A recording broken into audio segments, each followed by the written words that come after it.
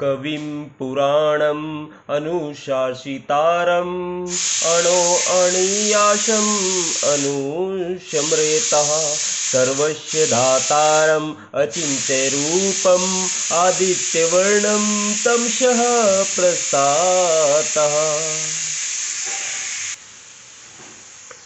भगवान श्री कृष्ण कहते हैं कि हे अर्जुन, मनुष्य को चाहिए कि परम पुरुष का ध्यान सर्वज्ञ, पुरातन, नियंता, लघुत्तम से भी लघुतर, प्रत्येक का पालन करता, समस्त भौतिक बुद्धि से परे, अचिंत्य तथा नित्य पुरुष के रूप में करे।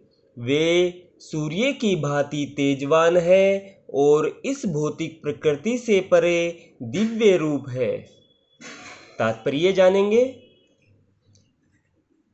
इस श्लोक में परमेश्वर के चिंतन की विधि का वर्णन हुआ है। सबसे प्रमुख बात यह है कि वे निराकार या शून्य नहीं है।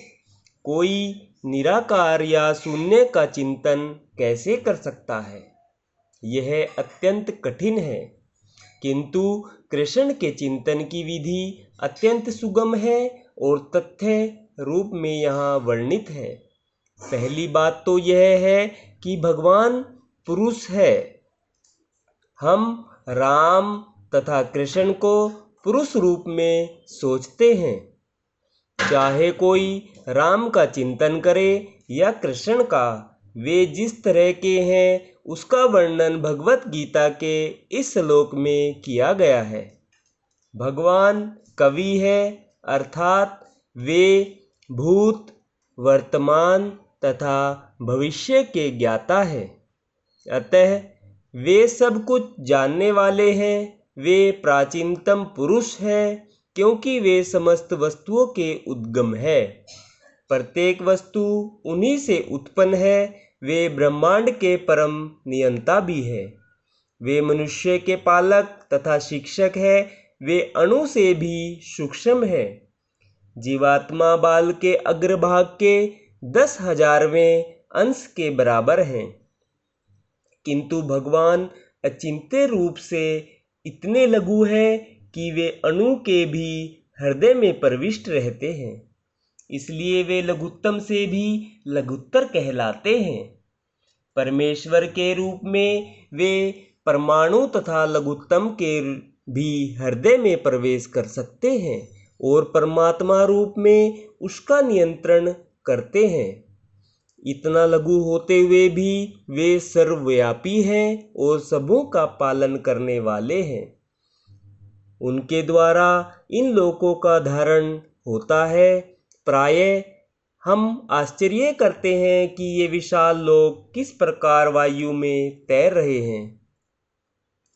यहाँ बताया गया है कि परमेश्वर अपनी अचिंत्य शक्ति द्वारा इन समस्त विशाल लोकों तथा आकाश गंगाओं को धारण किए हुए हैं।